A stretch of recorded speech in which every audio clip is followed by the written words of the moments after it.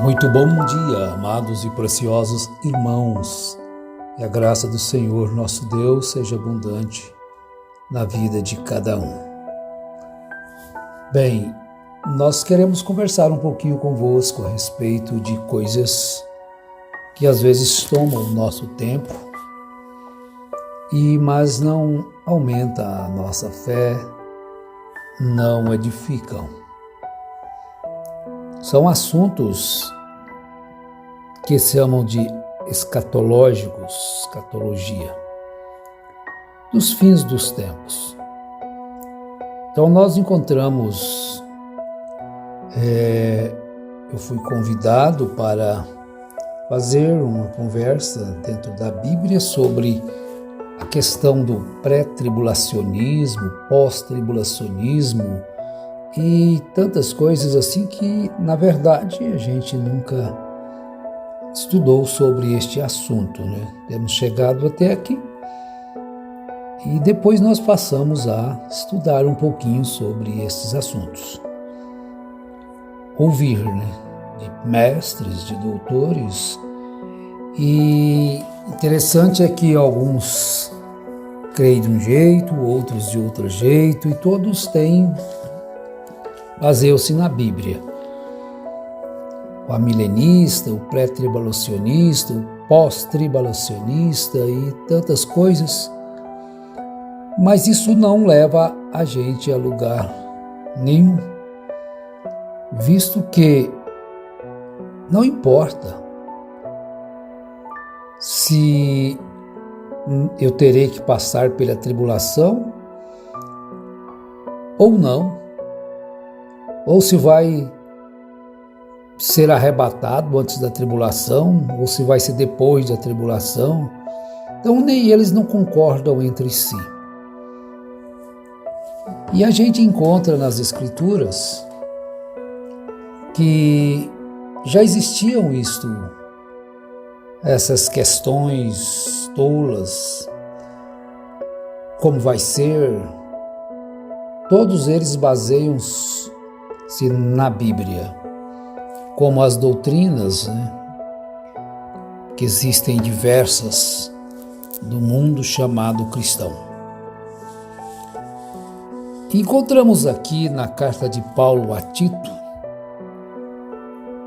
e a partir do verso 8, que diz assim, olha, fiel é a palavra, e quero que a proclames com firmeza, para que os que creem em Deus procurem aplicar-se às boas obras. Estas coisas são boas e proveitosas aos homens. Então veja que há muita complicação em tantos estudos, né? Não que a gente é contra a pessoa ter conhecimento, mas são conhecimentos que chocam entre si. Depende da maneira que a pessoa vai analisar as Escrituras. Tem-se estas questões. E não vem de hoje. Todos os pré-tribulacionistas, o pós-tribulacionista não começou esse estudo agora no século XX, não é de mais atrás, muito tempo, né? Mas a recomendação bíblica, através do apóstolo Paulo a nós, que está escrito na carta a Tito, vale a pena a gente repetir o versículo. Fiel é a palavra. É uma afirmação, ponto final. Fiel é a palavra, e a palavra é Cristo, o Verbo que se encarnou.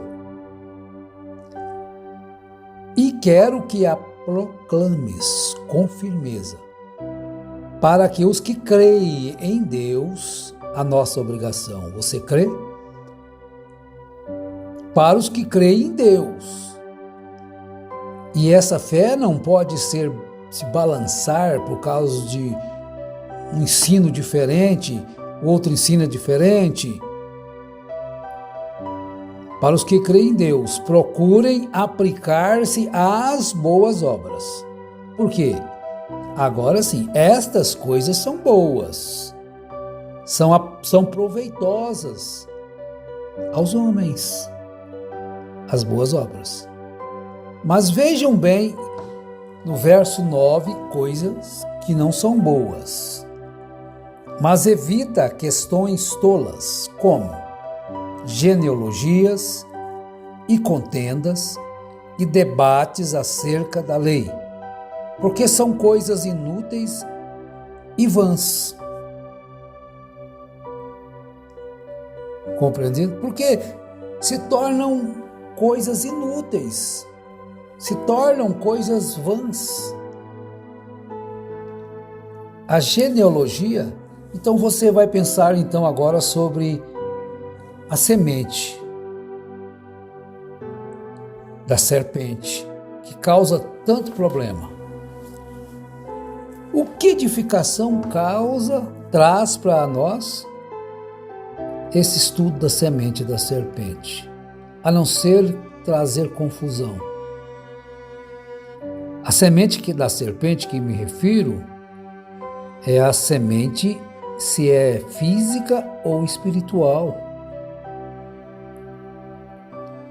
Então vai haver uma questão tola, genealogias e contendas, e vai chegar num ponto que vai arrumar coisas que não estão na Bíblia para justificar certas crenças. Quando se vai tratar da semente da serpente, já falamos muito sobre isso, pessoas em debates, dizendo que a nora de Noé entrou grávida na arca. Bom, aonde ele foi conseguir isto? Vejam que isto leva a algo que não é escriturístico. A nora de Noé entrou grávida na arca. Só que a Bíblia diz que entraram 8 pessoas na arca e saíram 8. E eles ficaram 1 ano lá dentro da arca. Então ele vai ter que criar um milagre dentro, que a criança não nasceu com 9 meses, mas nasceu com 12, né? Mais de 12. Estão vendo? Então são coisas que são choques às escrituras e não combinam. Então não edificam. Se Jesus vem arrebatar os seus depois da tribulação, então nós vamos passar pela tribulação. Se ele vem antes, nós não vamos passar pela tribulação? Aí então, para justificar certas coisas, já colocaram uma segunda vinda de Jesus. Ele vem primeiro, arrebata um pouco de salvos, e depois vai ficar um pouco aqui para morrer pelo nome de Jesus. Quer dizer, se ele vai morrer pelo nome de Jesus, vai ter que provar que ama Jesus, vai ter que fazer obras, né? Porque os salvos que foram salvos pela graça já foram embora. Então já cria-se também um choque com as escrituras. E Jesus vai ter que voltar mais 2 vezes. Bom, então veja que são questões tolas que não edificam. E debates acerca da lei, porque são coisas inúteis e vãs. Então evita essas coisas. É o conselho do apóstolo. É o que vocês devem evitar. A semente. Porque nós encontramos nas Escrituras Paulo escrevendo que de um só homem, é Atos 17, de um só homem Deus fez todos os habitantes da terra. Bom, as Escrituras dizem assim, e Jesus disse aos fariseus que eram descendentes de Abraão, que eles eram filhos. do maligno. Veja o que é espiritual. Eles eram filhos de Abraão, que Jesus, vocês realmente são filhos de Abraão, nasceram da descendência de Abraão. E são do maligno. É espiritual. Bom, eu não quero entrar em pregação a respeito disto, mas só mostrar que nós não temos que se preocupar, gastar nosso tempo sobre estes assuntos. Agora vamos lá, primeira carta de Paulo a Timóteo, agora está no primeiro capítulo, começando aí no verso 3. Veja assim: quando eu estava de viagem rumo da Macedônia, te roguei, permaneces ainda em Éfeso. Deixa eu pegar aqui a outra versão, porque eu não... Vou pegar, a primeira começa no verso 3. Como te roguei quando partia para a Macedônia, que ficasses em Éfeso, que permanecesses em Éfeso, na outra versão, que ficasses em Éfeso, para advertir a alguns que não ensinassem outra doutrina.